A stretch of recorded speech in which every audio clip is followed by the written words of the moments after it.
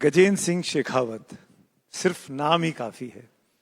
हिंदुस्तान की संस्कृति, हिंदुस्तान के पर्यटन को आगे बढ़ाने की जिम्मेदारी आज के दौर में मंत्री जी निभा रहे हैं। बहुत बहुत स्वागत है आपका टाइम्स नाउ समिट में। थैंक यू सो मच समय निकालने के लिए। बहुत सारा धन्यवाद ये अवसर प्रदान करने के लिए। सर, शुरुआत करना चाहता हूं क्योंकि हम जिस दौर में इस वक्त बैठे हुए हैं, युद्ध चल रहे हैं। एक युद्ध तो ऐसा है जो सीधे तौर पे हमको असर डाल रहा है। हम लेना एक ना देना दो, लेकिन कोलैटरल डैमेज में हिंदुस्तान सबसे अधिक मुझे लग रहा है कि अफेक्ट हो रहा है। और आज नहीं तो कल ये आपकी मिनिस्ट्री तक भी आने वाला है जब टूरिज्म पे बात आएगी। पर मैं शुरुआत करना चाहता हूँ आपके आज के ट्वीट से। आपने बड़ा अच्छा ट्वीट किया, मैं वो पढ़ता हूँ और संस्कृत में देखता हूँ, आपके ट्वीट्स को लगातार फॉलो करता हूँ। आप संस्कृत के श्लोकों का और उन चीज़ों को उद्धृत करते रहते हैं। संकट बुद्धि परीक्षते, मतलब संकट में ही बुद्धि की परीक्षा होती है, जो मैं समझ पा रहा हूँ। और ये कह के हुए आपने कहा कि जिस तरीके से इस कठिन वक्त में समझदारी भरे कदम सरकार ने उठाए हैं, उससे आम हिंदुस्तानी को बहुत फायदा मिला है। क्यों कहा आपने ये ऐसा? धन्यवाद मित्र। आपने जहां से शुरू किया मैं वहीं से उसका जवाब देना शुरू करता हूं। आपने कहा कि दुनिया बहुत सारे युद्धों में उलझी हुई है और उसमें से एक युद्ध का प्रभाव प्रत्यक्ष या अप्रत्यक्ष रूप से हम पर सीधे पड़ रहा है। तो आज दुनिया जिस मुकाम तक पहुंच गई है और वर्तमान के दौर के विश्व में जिस तरह से सब देशों की परस्पर निर्भरता किसी न किसी विषय को लेकर के कहीं न कहीं है, ऐसे में दुनिया का हर इस तरह का अवरोध, दुनिया में हर इस तरह का तनाव या दुनिया में हर इस तरह का युद्ध यदि किन्हीं भी दो देशों के बीच में हो, वो कहीं ना कहीं प्रत्यक्ष और परोक्ष रूप से सबको प्रभावित करता है। रशिया और यूक्रेन के वॉर ने प्रत्यक्ष रूप से हमारे ऊपर कोई शायद उसका प्रभाव नहीं आ रहा होगा, लेकिन बहुत सारी सप्लाई चेन्स जो हैं, ग्लोबल सप्लाई चेन डिसरप्ट उसके कारण से हुई। गेहूं का जो है सबसे बड़ा उत्पादक यूक्रेन था, रशिया था, जो दुनिया के ग्लोबल मार्केट में उत्पादक हम हैं भले सबसे बड़े, लेकिन ग्लोबल मार्केट में सप्लाई करने वाले सबसे बड़े देश थे। सप्लाई चेन डिसरप्ट हुई, पूरी दुनिया में एक संकट दिखाई देने लगा। जिस युद्ध के परिप्रेक्ष्य में आपने बात की, निश्चित रूप से उसका प्रभाव पूरी दुनिया पर है, भारत पर नहीं, लेकिन पूरी दुनिया पर प्रभाव कमोबेश है। और मैंने ये तो इसलिए लिखा था कि संकट में बुद्धि और विवेक हर व्यक्ति के, समाज के हर व्यक्ति के संकट में, कठिनाई के दौर में बुद्धि और विवेक का परीक्षण होता है कि वो किस तरह से आचरण और व्यवहार करके उस समय जो है जिस दायित्व के साथ में काम कर उस दायित्व का निर्वहन करता है। और क्योंकि हमने देखा पूरी दुनिया में जब पेट्रोल और डीजल की प्राइसेस बढ़ रही, जब ये युद्ध शुरू हुआ था उसके तीसरे या चौथे दिन ही में आईटीबी के लिए बर्लिन गया हुआ था। जब मैं वहां पहुंचा था उस दिन मुझे बताया गया था कि आज 15% प्राइस हाइक हो गया इस युद्ध के कारण से। जब 4 दिन बाद में, जिस दिन मैं वापस वहां से निकल रहा था, तब तक वो प्राइस हाइक जो है वो 18% हो गया था, क्योंकि वहां डायरेक्ट कंपनीज जो हैं उनके इट्स सप्लाई और कॉस्ट के ऊपर जो है, कॉस्ट की डायनेमिक्स पे वहां रिटेल प्राइस डिपेंड करती है। और पूरी दुनिया में उठा करके देख लिया, अमेरिका में लगभग 20% से ज्यादा प्राइस हाइक हुआ है। और दुनिया के सब देशों में हर बड़ी इकोनॉमी ने अपने यहां पेट्रोल और डीजल की प्राइसेस को बढ़ाया है। मैंने कहा कि संकट में परीक्षा होती है। नरेंद्र मोदी जी के नेतृत्व में सरकार ने अपने कर राजस्व को कम करके हमने जनता पर किसी तरह का बोझ न पड़े, इसके लिए एक्साइज ड्यूटी में कमी की घोषणा की। इस परिप्रेक्ष्य में मैंने लिखा था। मैं इसलिए आपसे पूछना चाह रहा था कि पिछले 2-3 दिनों से ये बड़ी चर्चा है कि लॉकडाउन लगने वाला है, लॉकडाउन लगने वाला है, क्योंकि प्रधानमंत्री जी ने कोरोना काल के वक्त में टीम भारत ने जिस तरीके से काम किया, संसद में वो जो भाषण दिया, उसको कुछ लोगों ने बजाय इसके समझने की कि भाई हमको तैयार रहना चाहिए, ये फैलाना शुरू कर दिया कि क्या लॉकडाउन वाकई में आ रहा है। तो आज आप इस मंच से बता दीजिए, आपने उस ट्वीट में तो बता दिया। फिर मैं ये कहूंगा कि संकट में बुद्धि की परीक्षा होती है, विवेक की परीक्षा होती है। कुछ लोग संकट में जो है अपने अवसर देखने की कोशिश करते हैं और उसको राजनीतिक लाभ की गोटी के रूप में उपयोग करने की अपेक्षा करते हैं। संकट में बुद्धि की परीक्षा होती है, विवेक की परीक्षा होती है। कुछ लोगों की बुद्धि और विवेक ही इतना है कि वो शायद यही सोचते हैं कि हर समस्या का समाधान लॉकडाउन होगा। लॉकडाउन उस समय कोविड के समय आवश्यकता थी। कोविड के समय में भारत ने जिस तरह से सीमित संसाधनों के होने के बावजूद भी एकजुटता के साथ में माननीय प्रधानमंत्री जी के नेतृत्व में देश ने कोविड के साथ जो लड़ाई लड़ी, वो पूरी दुनिया के सामने एक केस स्टडी है। दुनिया के ऐसे जो सबसे ज्यादा संकटग्रस्त, चाइना को निकाल दीजिए क्योंकि चाइना पे कोई रिलाय नहीं करता, उसके डेटा पे रिलाय नहीं करता। दुनिया के अमेरिका से लेकर के 15 ऐसे देश, भारत और चीन को छोड़ करके, जिनमें सबसे ज्यादा कोविड का प्रभाव था, और वो सब संपन्न देश थे, समृद्ध विकसित देश थे।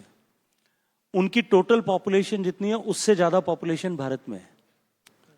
जितनी बड़ी लड़ाई वो लड़ रहे थे, उनसे बड़ी लड़ाई हम लड़ रहे थे। उनके यहाँ रोबस्ट मेडिकल इंफ्रास्ट्रक्चर था, हमारे यहाँ उस जब शुरुआत के दौर में हमारे यहाँ पर न पीपी किट बनता था, न N95 मास्क बनते थे, एक फैक्ट्री को छोड़ करके, HLL को छोड़ करके कहीं नहीं बनते थे, न ऑक्सीजन के जो कंसंट्रेटर्स हमारे यहाँ पे बन रहे थे, हमारे पास में सुविधा नहीं थी। लेकिन फिर भी किसी भी पैरामीटर, कोविड के समय और कोविड के बाद के पैरामीटर को उठा के देख लीजिए, कोविड का हमने जिस तरह से संघर्ष किया वो दुनिया में एक नजीर बना। अब इस संकट के समय में भी अभी कोई शायद लॉकडाउन ढूंढ रहा है, तो मुझे तो उनकी बुद्धि पर तरस आता है। उनकी बुद्धि का भी परीक्षण इस संकट के समय में हो रहा है।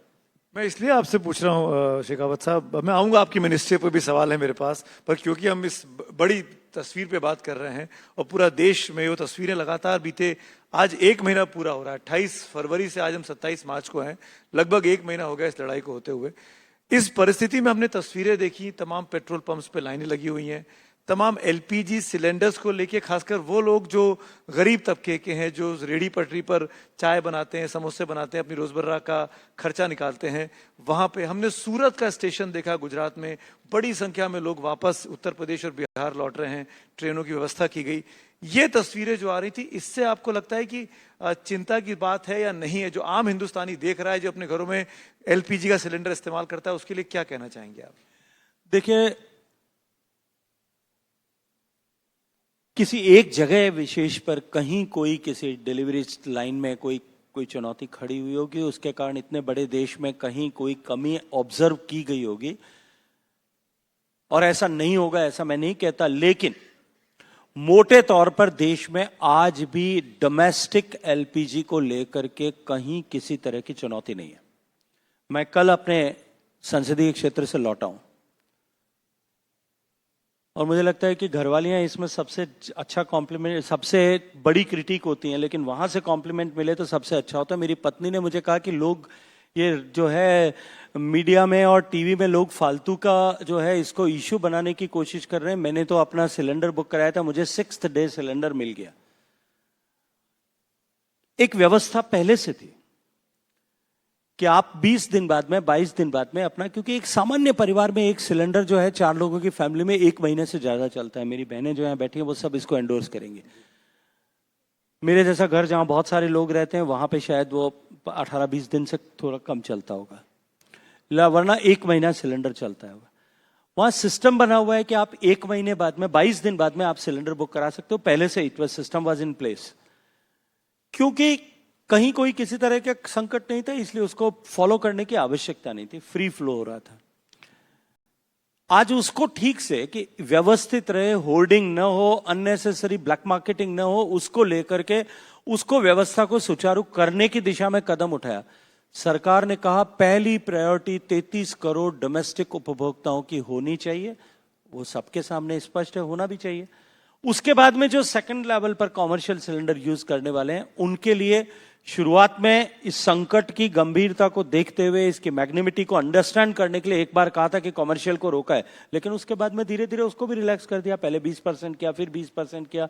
अब जो है मैं मानता हूं कि इंडस्ट्री को छोड़ करके कहीं किसी तरह की कोई चुनौती बड़ी दिखाई नहीं देती। लोग पैनिक के करते, कुछ होर्डिंग कर रहे हैं, किसी ने, अब किसी के घर में 2 कनेक्शन है, 4 सिलेंडर रख रखे हैं, 3 भरे हुए हैं, तो भी चौथे के लिए लाइन लगा के खड़े हैं कि नहीं साहब एक ये भी भर लेते हैं, पता नहीं मिलेगा कि नहीं मिलेगा। अपनी सरकार और नरेंद्र मोदी जी के नेतृत्व पर भरोसा रखिए, किसी तरह का संकट न पेट्रोल को लेकर, न डीजल को लेकर के और न गैस को लेकर के भारत में होगा।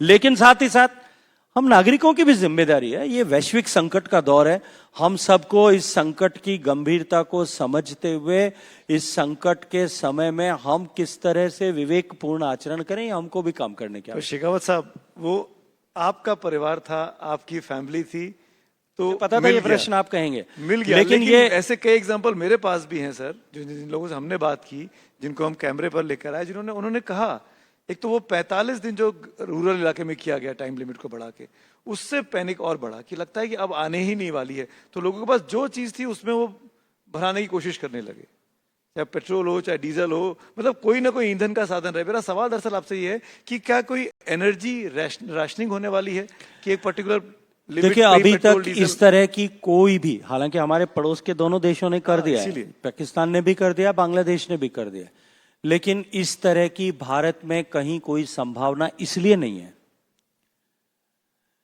कि हमारा जो सप्लाई होती थी, लगभग अब 22-23 देशों के साथ में हमारा ट्रेड होता था जहां से हमको सप्लाई मिलती थी। अब वो बढ़ करके पिछले दिनों में इस संकट को, आसन्न संकट को समझते हुए उसको हमने 40 देशों तक बढ़ा दिया। और जब 40 देशों से सप्लाई होने लगी है, तब हमारी जो है हमारे सामने जो जितनी बड़ी चुनौती दिखाई देती थी वो अब कम हो गई है। मैं अभी नहीं देखता कि जिस तरह का आज परिदृश्य है, उस परिदृश्य में अगर ये परिदृश्य प्रलोंग भी करता है तो किसी तरह का एनर्जी संकट जो है वो भारत में आएगा। बड़ी बात, आप बड़ा अश्योरेंस देके जा रहे हैं और आपकी बातों का मायने भी है। अब मैं आता हूं एक और चीज पे इससे जुड़ा हुआ, जो संसद में विपक्ष कह रहा है कि अगर प्रधानमंत्री ईरान के नेता से बात कर लेते, इजराइल दौरे पे नहीं जाते, तो इस युद्ध को टाला जा सकता था। इस युद्ध में भारत की एक महती भूमिका हो सकती थी आज की तारीख में, जो अब पाकिस्तान, हमारा पड़ोसी और दुश्मन मुल्क, अदा कर रहा है। चलिए, कम से कम इसके लिए तो उनका मैं धन्यवाद आपके माध्यम से कह सकता हूं कि वो भारत और भारत का मतलब, यदि माननीय प्रधानमंत्री जी को और उनके प्रभाव को ये इतना तो स्वीकार करते हैं कि भारत अगर बीच बचाव करता तो युद्ध को टाला जा सकता था। पहली बार उन्होंने भारत को इतने, और भारत की सरकार और सरकार के मुखिया नरेंद्र मोदी जी को इतने नंबर दिए, इसके लिए तो उनका अभिनंदन करना चाहिए। उन्होंने आधी विदेश नीति दिखाई, इजराइल के साथ दोस्ती की, ईरान के साथ नहीं की। वो क्या होता है कि मैं फिलॉसफी का स्टूडेंट था, वहां एक स्यादवाद में एक एग्जाम्पल दिया जाता था कि 4 आंख नेत्रहीन लोग जो है वो घर से बाहर निकले, उनको एक हाथी मिला। जिसने पांव को पकड़ा उसने कहा कि हाथी के पांव को छुआ, उसने कहा कि हाथी जो है थंबे के जैसा होता है। जिसने पूंछ को पकड़ा उसने कहा कि डोरी के जैसा होता है। जिसने सूंड को पकड़ा उसने कहा पाइप के जैसा होता है। जिसने कान को पकड़ा उसने कहा सूप के जैसा होता है, छाजे के जैसा होता है। हमारे विपक्ष के साथी जितना देखते हैं उतना ही वो बोलते हैं, या जितना समझ पाते होंगे उतना बोलते होंगे। एक चीज, अब मैं आपकी मिनिस्ट्री पर आता हूं। ये जो इम्पैक्ट है, जो दुनिया भर में सबसे सुरक्षित डेस्टिनेशन माना जाता था दुबई, वो सुरक्षित नहीं बचा। वहां पर हमले हुए, वहां के लोग जो हिंदुस्तानी रहते थे उनको निकाल के लाना पड़ा, वो सब हिंदुस्तान पहुंचे, अपने अपने मुल्कों में लौटे। यानी सीधे तौर पर अब टूरिज्म पर इम्पैक्ट दिखाई देगा, जिसके आप मंत्री हैं टूरिज्म मंत्रालय के। आप कितनी बड़ी चुनौती इस टूरिस्ट सीजन में, जब छुट्टियां लगने वाली हैं, आदमी टूरिज्म करता है, बाहर निकलता है, विदेशों में जाता है, क्या इम्पैक्ट आप देखते हैं अपने ऊपर, अपनी अर्थव्यवस्था पर? देखिए, टूरिज्म ओवरऑल सेक्टर की, अगर ग्लोबल टूरिज्म सेक्टर की मैं बात करूं तो टूरिज्म ऐसा जो सेक्टर है जिस पर किसी भी तरह की एडवर्सिटी का सबसे पहला प्रभाव पड़ता है।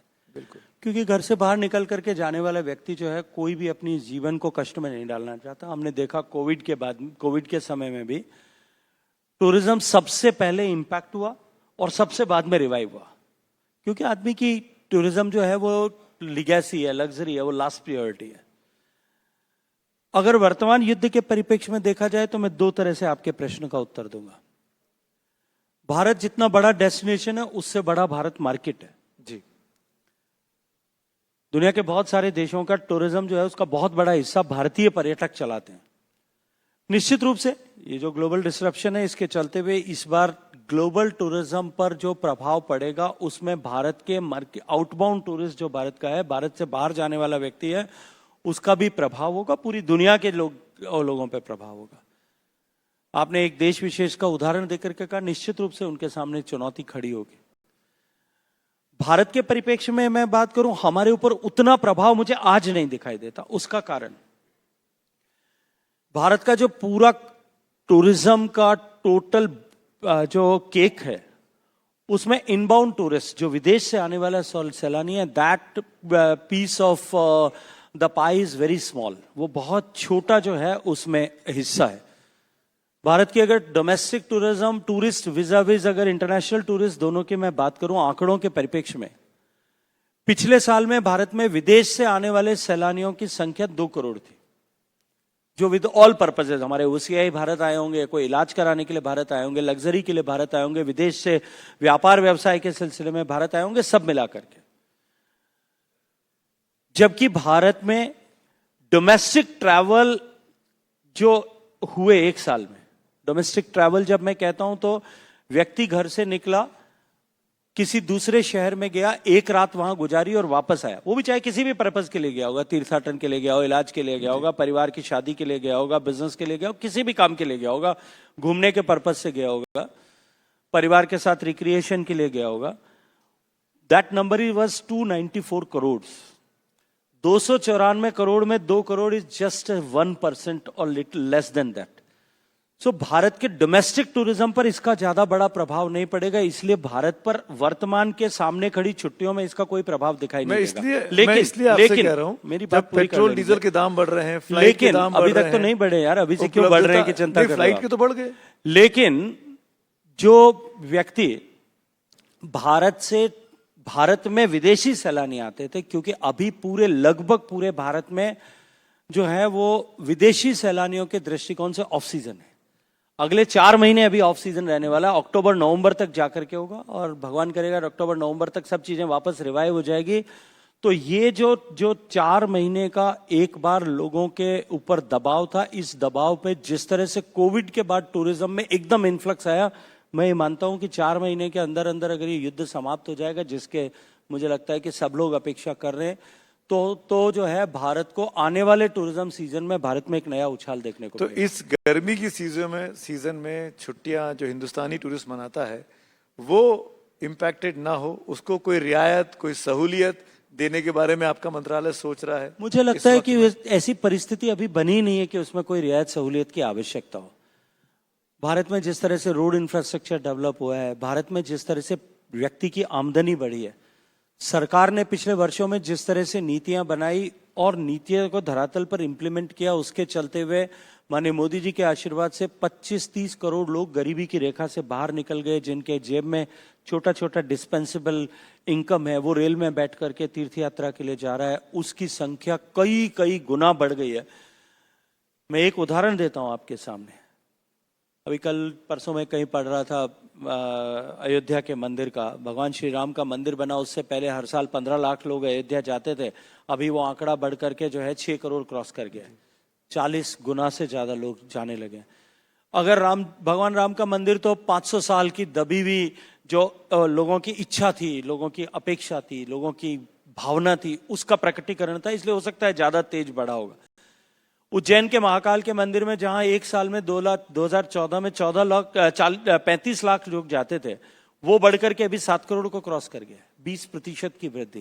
ये केवल देश की इकोनॉमी बढ़ी, देश की इंफ्रास्ट्रक्चर बढ़ा, देश में आवागमन के साधन बढ़े, देश में हाई स्पीड रेलवे नेटवर्क बना, देश में जो है जो हवाई अड्डे की संख्या बढ़ी, और कुल मिलाकर के देश की प्रति व्यक्ति आय बढ़ी, उसके कारण से ये सब कुछ हो रहा है। इसलिए मुझे नहीं लगता कि अभी वर्तमान की इस परिस्थिति में कहीं किसी भी तरह का लेकर के कोई दबाव भारत का सामान्य व्यक्ति महसूस कर रहा होगा। आज भी अगर हम देखें पूरी ग्लोबल सिनेरियो में, अगर हम देखें और बड़ी इकोनॉमीज में, भारत ऐसा देश है जहां पिछले लगभग 8-9 साल से सबसे कम महंगाई की दर है।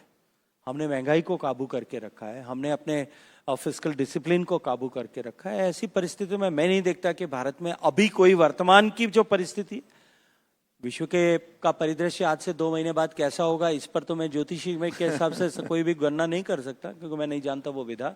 लेकिन आज जैसी परिस्थितियां, उसमें कहीं कोई प्रभाव नहीं दिखता मुझे। आपने वाराणसी का नाम लिया, आपने उज्जैन का नाम लिया, वहां पे बहुत बड़ी संख्या में श्रद्धालु बढ़े हैं। इनफैक्ट रिलीजियस टूरिज्म बहुत ज्यादा बढ़ा है बीते 10-12 सालों में, जब से मोदी जी की सरकार बनी है। केवल रिलीजियस नहीं, सारा टूरिज्म बढ़ा है, रिलीजियस हमको दिखता है, ऐसा कह लीजिए। चलिए, और दूसरा कारण भी है, उसका भी स्पष्ट कर देता हूं। देखिए, मैंने जैसा कहा कि सरकार की नीतियों के चलते हुए 25-30 करोड़ लोग गरीबी की रेखा से बाहर आए। कोई गरीब आदमी जिसके जेब में पहली बार कुछ बचत पैसा है, वो सबसे पहले कहां जाएगा?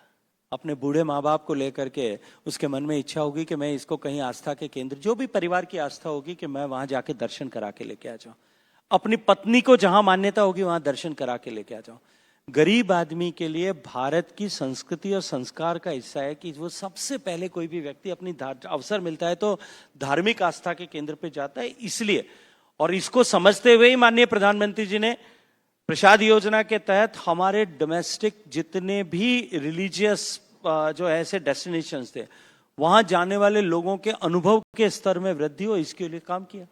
10 साल तक उसके ऊपर काम किया। आज व्यक्ति जाता है, चाहे वो काशी विश्वनाथ के कॉरिडोर में जाता है, उज्जैन के महाकाल मंदिर में जाता है, केदार बाबा के दर्शन करने के लिए जाता है, वो सोमनाथ के दर्शन करने के लिए जाता है, उसको एक अलग अनुभव मिलता है। जी, मैं इसी से जुड़ा सवाल आपसे पूछना चाह रहा था। इनफैक्ट आपके जवाब से ये मन में ख्याल आया कि उज्जैन में, वाराणसी में, केदारनाथ में डेस्टिनेशंस पे टूरिज्म बढ़ा है। क्या ऐसा कोई आंकड़ा भी आप हमको बता सकते हैं कि निजामुद्दीन औलिया की दरगाह पे कितने लोग बढ़े, ताजमहल के लिए कितने लोग बढ़े, कितना टूरिस्ट बढ़ा, या वहां बढ़ नहीं रहा है, वहां घट रहा है, वहां क्या हो रहा है? निश्चित रूप से बढ़ रहा होगा। निश्चित निश्चित रूप से बढ़ रहा होगा साहब। जब गरीब 25-30 करोड़ लोग गरीबी की रेखा से बाहर निकलते हैं, वो रिलीजियन के बेस पर डिवाइडेड नहीं होता है। तो वहां भी, और जिसकी जैसी, मैंने कहा, जिसकी परिवार की जैसी आस्था और मान्यता होगी वो वहां जाता है। जिसकी आस्था और मान्यता अजमेर शरीफ जाने की होगी, निजामुद्दीन औलिया के दरबार में जाने की होगी, वो वहां भी जा रहा होगा। फतेहपुर सीकरी के बाबा के दर्शन करने के लिए, जिसको मजार में मत्था टेकने के लिए जा रहा हो, वहां जा रहा होगा। जिसकी आस्था जो है वो हरमंदिर साहब में जाकर के मत्था टेकने की होगी, वो वहां मत्था टेक रहा होगा। तो गरीब जो है उसको आप जाति या धर्म या धार्मिक आस्था के आधार पर डिवाइड नहीं कर सकते। गरीब गरीबी की रेखा से बाहर निकला। अब गरीब, अगर मेरे परिवार का गरीब होगा तो वो जो है वो शायद प्रभु राम के दर्शन करने के लिए जाएगा, देवी के दर्शन करने के लिए जाएगा। और गरीब किसी मुसलमान का बेटा होगा तो वो अपने आस्था के केंद्र पर, तो वहां भी टूरिज्म बढ़ रहा है, जगह बढ़ा है, वहां की सुविधाएं भी बरकरार हैं, वहां भी निश्चित टूरिज्म रूप से सब जगह पर बराबर दृष्टिकोण से काम हो रहा है। मैं वही, क्योंकि प्रधानमंत्री का नारा है विरासत का सम्मान वाला, उन खुद कहते हैं बार बार, और ये सब हमारी विरासत का हिस्सा है। चाहे हुमायूं का मकबरा हो, निश्चित रूप से हिस्सा है। ये सब जितने भी स्ट्रक्चर्स हमारे पास सामने हैं, चाहे मुगल काल के स्ट्रक्चर्स होंगे, चाहे जो है उससे पहले के होंगे, चाहे हमारे हम्पी जैसी सभ्यताएं होंगी जिनको नष्ट भ्रष्ट तोड़ दिया गया होगा, वो विरासत का हिस्सा है। उसको देखने की दृष्टि अलग अलग होनी चाहिए। कुछ विरासत ऐसी है जो हमारे लिए एक सीख है, जो हमारे लिए एक अनुभव है, जो हमारे लिए एक अध्ययन का विषय है कि क्यों कर ऐसी परिस्थिति हुई कि हम इस मुकाम तक पहुंचे। इस तरह से हमारी संस्कृति को तोड़ा मरोड़ा, ध्वस्त नष्ट किया गया। ऐसी परिस्थिति वापस न आए।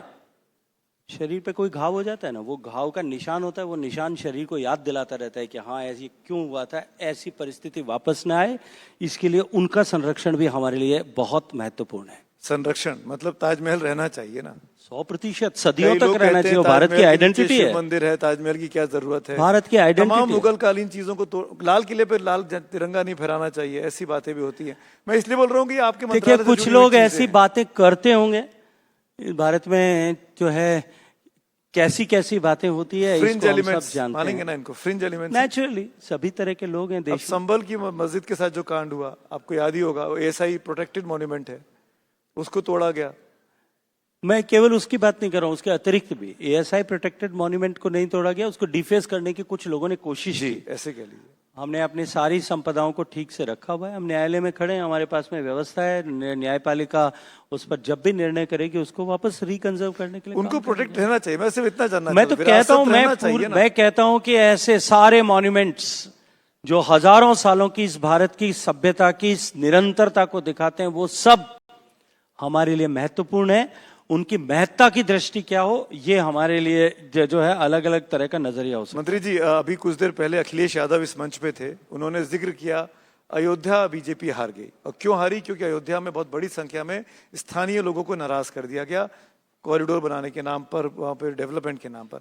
उन्होंने मणिकर्णिका का नाम लिया, बनारस में जो चल रहा है, और वो प्रोटेस्ट हम लोग देख रहे हैं, खूब प्रोटेस्ट हो रहे हैं, दिख रहे हैं टीवी के सामने, सोशल मीडिया के सामने, अखबारों में रोज रिपोर्ट होता था। आपको लगता है कि इस सब चीजों से आप किसी संस्कृति के साथ खिलवाड़ कर रहे हैं या नहीं कर रहे हैं, या ये जरूरी है करना? आपकी क्या कुछ लोग जो बेनिफिशियरी होते हैं ऐसी जगहों पर, वो यथास्थिति बनी रहे इसको लेकर के उनके अपने व्यक्तिगत हित होते हैं। लेकिन अगर व्यापक दृष्टिकोण से देश की सरकार या प्रदेश की सरकार सोचे, हालांकि मणिकर्णिका पे जो कुछ हो रहा है उसमें भारत सरकार का कोई योगदान नहीं है, राज्य की सरकार और स्थानीय नगरपालिका कर रही है, लेकिन व्यापक स्तर पर उसका देश को, मासेस को लाभ होने वाला है। मैं आपसे और आपके दर्शकों से प्रश्न करता हूं कि सरकार को मासेस की चिंता करनी चाहिए या कुछ गिने चुने लोगों के हितों की रक्षा करनी चाहिए? मेरे ख्याल से गिनती में नहीं जाना चाहिए, कुछ वर्सेस बहु की बात नहीं करनी चाहिए। जो वहां स्थानीय लोग प्रभावित हो रहे हैं, देखिए प्रभावित हो रहे हैं, उन पर मिनिमम प्रभाव हो, इसके लिए सरकार को काम करना चाहिए। ऑल्टरनेटिव मैकेनिज्म बने, इसके लिए सरकार को काम करना चाहिए। ऑल्टरनेटिव जो है अपॉर्चुनिटीज उनके लिए क्रिएट हो, उनके लिए सरकार को काम करना चाहिए। चाहे काशी बाबा में काम हुआ होगा, चाहे महाकाल के मंदिर में काम हुआ होगा, सब जगह इन सारे विषयों को ठीक से साथ साइमल्टेनियसली एड्रेस किया गया। बहुत बहुत शुक्रिया हमसे बात करने के लिए मंत्री जी। और ऐसे इतना विषय था कि हम इसको आराम से और आधा एक घंटा खींच सकते थे, लेकिन समय निकल गया। ज्यादातर बात लॉकडाउन को लेकर और एनर्जी क्राइसिस को लेकर आपसे हो गई, पर आपने समय निकाला इस वक्त में, इसके लिए बहुत बहुत शुक्रिया। Thank you so much. बहुत धन्यवाद। अभी रुकिएगा 2 minute. Thank you, Honorable Minister and Sumit, for the insightful session. May we request Sumit to honor the Minister with a token of our appreciation.